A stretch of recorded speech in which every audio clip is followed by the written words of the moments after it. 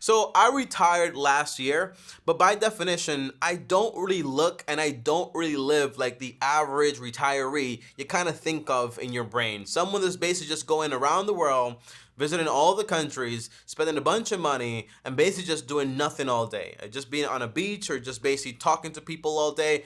That's not really the life I actually live.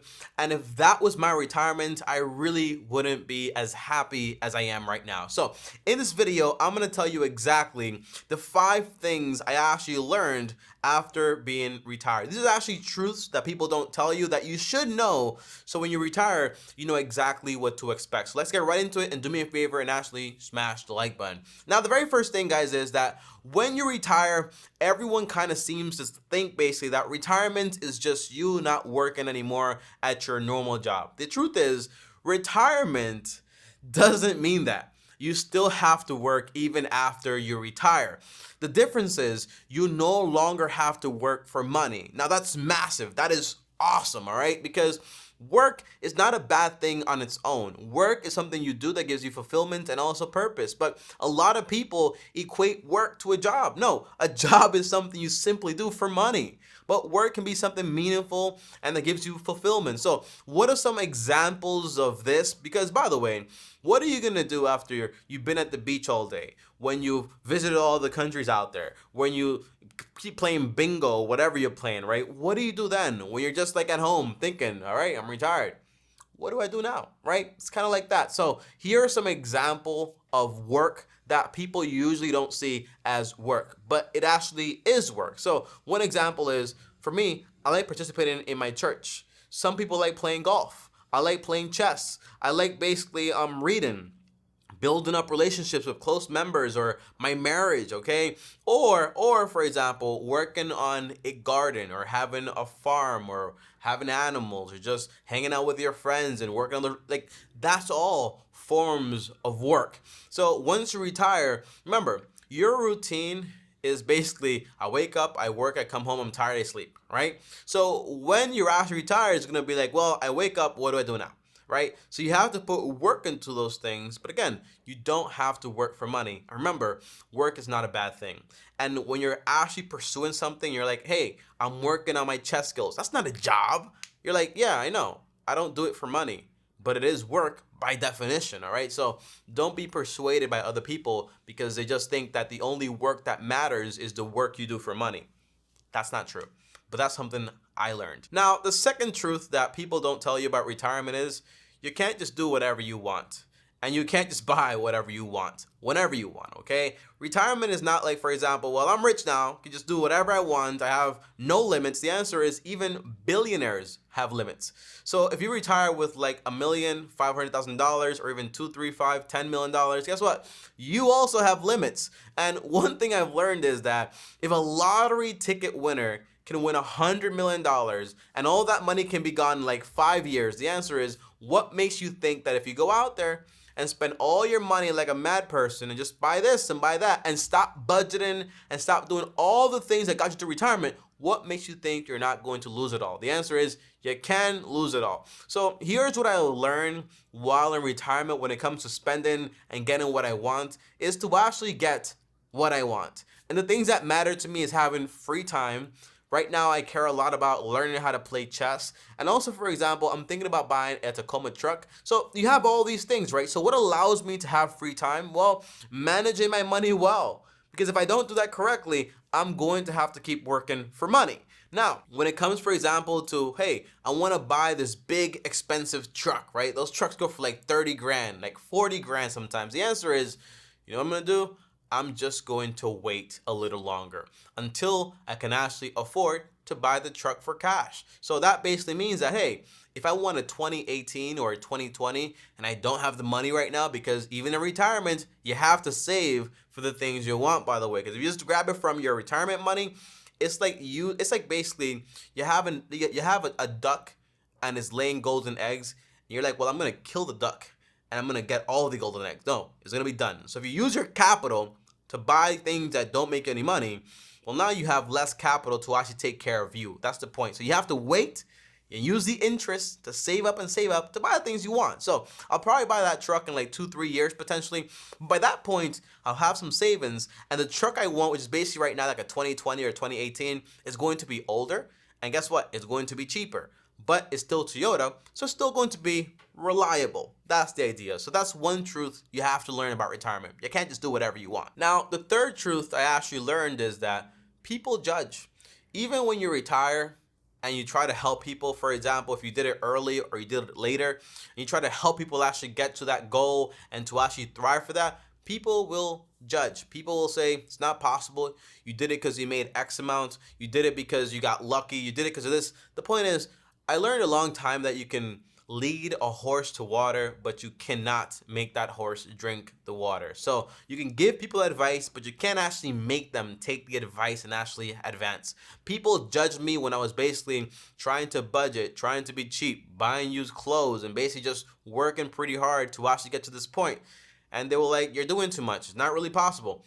And people judge when you actually accomplish it. What's the point of having all this money and you're not going to spend it on things that you might actually want? Why not buy that car now? Why not buy this house now? Why not live over here? Why not live over there? The point is, okay, if you think about spending money and that's all you think about, what you're going to end up is with a bunch of things and with no money. And money is your capital, and your capital makes you interest, and the interest it makes you, that's what you live off, okay? So you can't go crazy, and you can't listen to people that are poor, and they have poor mentalities. That's the honest truth. Now, it's not to say that a poor person cannot give you good advice. They can sometimes, but more than often, you can't really expect someone that doesn't know how to manage money to give you good advice about money. You know what I mean? So it's very important you know that. You will get judged, and that is normal. Be patient. Give advice and give space. That's my number one thing, okay? Now, number 4 is, guys, when you actually retire and you actually achieve that goal, you're going to change a lot, dramatically and fast, okay? This happens a lot, all right? So one big thing is, guys, you ever notice that when an old person, for example, retires, they just start doing more of the things they actually like to do. They start just becoming more of who they actually are. The truth is, when you have a job, there's a lot of things you can't say, you can't do, and you can't even pursue. But once you have the freedom from actually working for money, well, now you have basically more liberty. If I want to do this, I'm going to do this. I don't want to think about this. I'm not really going to think about that, okay? So here's a few ways of actually change that you can maybe expect you to change also.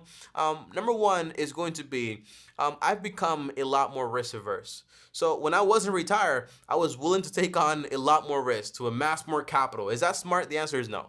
But now that I'm basically retired, I'm more worried about, hey, I want to preserve my capital and I want to increase it at a good rate where I'm not taking on so much risk. Because if you risk what you have to get something that you don't have and you don't need, and you basically lose what you basically need, then you're basically in a very bad deal, all right? So don't do that. I'm not going to risk the money I have right now that keeps me retired to get more money that I basically don't need. It's a very bad deal. Also, one big thing that basically changed with me is I've become a lot more boring. I like repetition. I like having a schedule. I like having a routine. And whenever I think about, for example, like all this vacation stuff and all this stuff, to me it's more like a gimmick, honestly, where you go to this place, you go to that place, and most places are basically the same, unless you're actually going to be experiencing the culture and being with locals and trying their food and trying this and that. But even that, okay, I think it's just way overboard to kind of like thrive for your entire life to just be like out there and doing this and doing that. To me, that doesn't really excite me at all. I'm a very boring guy. You guys know that about me, okay? And then lastly, I've become a lot more family orientated. Where I used to worry a lot more about my career and more about money, I've become a lot more family orientated. You know, where are we going to live? You know, what can I buy? How can I maintain this family? How can I, just more family orientated overall. And my main thing, guys, is that when I change to be this way, you're also going to change, because the person that you need to be retired early, for example, is completely different from the person you are when you're broke. So when I was broke, that person was the exact person that I needed to be broke. But when I have aspirations to become, for example, wealthy or retired or whatever it is, then I need to change from being that person to having the habits of a more wealthy person. So that way I can get to my goals. So change is going to happen no matter what. And I've also learned that basically activities aren't, for example, more enjoyable when they're more expensive. You know, I saw an example once that if you have a toddler or a kid and he's like 3 or 5 years old and he's basically with the mom and he's throwing the clothes in the dryer and the washer and you're taking him out to the park or just running or catching a ball, to him, all those activities, he can't really tell the difference, you know, which one is leisure, which one is work. It's just fun overall, unless you make it unfun, right? But that's the whole goal, right? So when I think about enjoyment, I'm not thinking about, I need to go traveling to get maximum enjoyment. I need to go to Disney World to get maximum enjoyment. I think, no, I just think there's a lot of things I can enjoy myself with that don't involve me, for example, spending a bunch of money. I think the culture and the marketing wants you to believe that, but I stopped believing that a while back. Now, the last thing that I realized when I retired is that your social life is going to change drastically. You know, people say, for example, I keep work separate from my personal life, but the truth is, it's very hard to keep something separate in a way when you spend 8 hours in an office, associating with the same exact people Monday to Friday. Those people are going to become part of your friend group or part of your socializing group, whatever you want to call it. So when you actually leave that aspect and you're not working anymore, well, now you're left, for example, saying, hey, I need to get new friends. And the answer is I've lost friends in 3 occasions in my life. When I used to move from place to place when I was a lot younger, when I became a Christian for sure, and when I started to think differently about money. It's like every single time I went through one of those phases, I lost friends. But the friends that I'm actually left with right now, they're like my best friends ever. They're people that I can call at any time and they're going to be there for me. And likewise, and to me, when it comes to friends, honestly, right, we kind of think about like Facebook and people have 2,000 friends, but do you actually know all those people? Probably not, right? So the whole idea of having all these friends, like, it's not a quantity thing, it's more of a quality thing. And to have 3 or 2 or even one good friend is better to have 10, 15 people that you really can't really count on, to be honest, right? So that's one thing that I basically learned. And guys, that's basically it for this video. Thanks for watching. Subscribe to this channel and good luck with retirement. And if you are in retirement, well, congratulations. Make sure you can stay retired by playing it smart.